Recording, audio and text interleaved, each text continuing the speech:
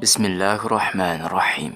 Алла Таалага чексиз мактоолор болсун. Жана акыркы пайгамбарыбыз Мухаммад Мустафа саллаллаху алейхи ва салламга Алланын саламы жана салаваттары болсун. Ассаламу алейкум урматтуу мусулман бир туугандар. Бүгүнкү күндө мусулман бир туугандарыбыз биздин жардамыбызга муктаж болуп, дин душмандарынын колунан запкы жеп турган учурда биз сен өзбек, мен кыргыз, ал казак, бул тажик деп бөлүнүп жарылып жатабыз. Бири-бирибизди жактырбайбыз. Дүйнөдөгү арзыбаган нерсе үчүн жаңжалдашып, талашып тартышабыз. Башыбызга кыйын күн келсе, жардам бербейбиз. Пайгамбарыбыз саллаллаху алейхи ва саллам ошол үчүн жан күйгүзүп, азап чегип 23 жыл кыйналган беле. Ал кишинин айткан оксуяттарын унуттукпу? Ал киши азыр тирүү болгондо, албетте бизге нааразы болгон болор эле. Динден ушунчалык алыстап, ибадатты унутуп, ата-бабаларыбыз менен сыймыктанып калганыбызды көргөндө, эрксиз көзүнөн жаштар агып кетер эле. Өлүм акыйкат. Эртеби кечпи баарыбыз өлөбүз.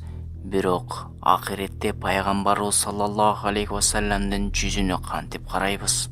Кыямат күнү Хауз Кавсарда пайгамбарыбыздын колунан суу ичүү бар. Ал сууну ичкен адам эч качан чаңкоо деген сезимди билбейт. Астына барып, "Я Расулалла, биз сиздин бир тууганыңызбыз.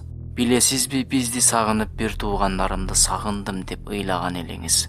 "Мына биз алдыңызга колуңуздан суу ичүү үчүн келдик" дегенде, пайгамбарыбыз саллаллаху алейхи ва саллам "Силер менден кийин өзгөрүп кеттиңер. Кеткиле менин алдымдан" деп тескери карап алса, кандай абалда калабыз? Алла сактасын. Чындыгында да биздин бирден бир максатыбыз жаннатта ошол киши менен чогуу кошуна болуп жашоо эмеспи? Пайгамбарыбыз бизди бири-бирибизге күйүмдүү болууга үндөгөн эмес беле? Чындыгында ал киши жанындагыларга кандай күйүмдүү болсо, алыстагыларга да ошондой күйүмдүү жан эле. Бир күнү пайгамбарыбыз саллаллаху алейхи ва саллам өзүнүн үйлөрүнөн бир үйгө кирди.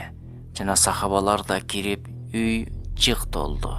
Кийин Жарир ибн Абдулла Бажали келди. Жай таба албай астанага олтурду. Пайгамбарыбыз саллаллаху алейхи ва саллам чапанын чечип ороп ага ыргытты. Жана "Буга олтур" деди. Жабир ибн Абдулла чапанды жүзүнө сүртүп ыйлай баштады. Соң кайра ороп пайгамбарыбыз саллаллаху алейхи ва салламга ыргытты да: "Сиздин кийимиңизге олтура албаймын. Мени урмат кылганыңыздай Алла Таала да сизди урмат кылсын" деди. Пайгамбарыбыз саллаллаху алейхи ва саллам оң жак сол жака карады да: "Бир уруунун урматтуу адамы келсе, ага сый урмат көрсөткүлө" деди. Имам Хаким риваяты. Расулуллах саллаллаху алейхи ва саллам пайгамбар башы менен жөнөкөй адамга урмат көрсөтүп жаткан учурда, биз эмнеге ал кишини ээрчибейбиз? Жана бир күнү сахабалардан Билал радиаллаху анху менен Абу Зар радиаллаху анху бир нерсени талаша кетишип, Абу Зар радиаллаху анху "Эй кара катындын баласы" деп тилдеди. Билал радиаллаху анху ислам келгенге чейин андай кемсинткен сөздөрдү миң ирет угуп, жүрөгү ооруйт эле. Адилеттүүлүк жоктугунан жана кул болгондуктан эч кимге арыздана албайт эле. Эми мынтип ислам келгенден кийин мусулман бир тууганы да кемсинтип тилдегенде, Билалдын көзүнөн эрксиз жаштар куюлуп кетти. "Аллага касам, сенин бул кылыгыңды пайгамбарга айтып берем" деди.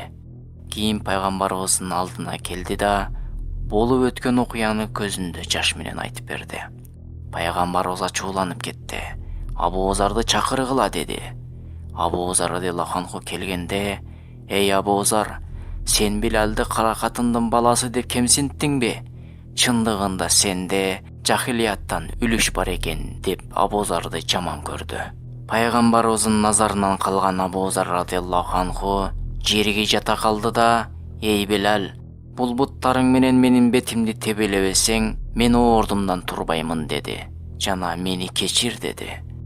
Чындыгында мусулмандар бири-биринин көңүлүн оорутса, кечирим сураганды да, кечиргенди да билүүсү керек. Алла Таала ар бир мусулмандын жүрөгүнө өз ара махабат салсын. жек көрүү, жаман көрүү деген нерселерди жүрөгүбүздөн чыгарып салсын. Кудуреттүү зат баарыбызды жаныбызды мусулман абалда алсын. Кыямат күнү пайгамбарыбыз саллаллаху алейхи вассалам баарыбызды шапаатына алсын. Амин. Ассаламу алейкум ва рахматуллах ва баракатух.